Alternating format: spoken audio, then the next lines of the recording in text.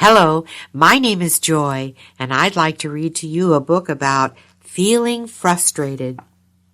Hello, my name is Duncan. I live with Sam.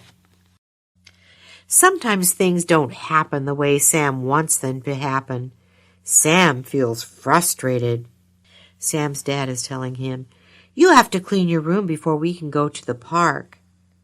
Sam is saying, "But I want to go to the park now." Sometimes things don't work the way they are supposed to work. Sam feels frustrated. Sam is saying, "This stupid thing doesn't work." Sometimes Sam can't do something he wants to do. Sam feels frustrated.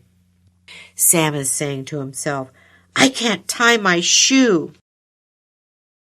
When you feel frustrated, you feel disappointed and discouraged. Sam is saying to himself, "I feel like I can't do anything." Hello, this is Joy. For the ending to this book and for other books like it, go to our website at joyberryenterprises.com.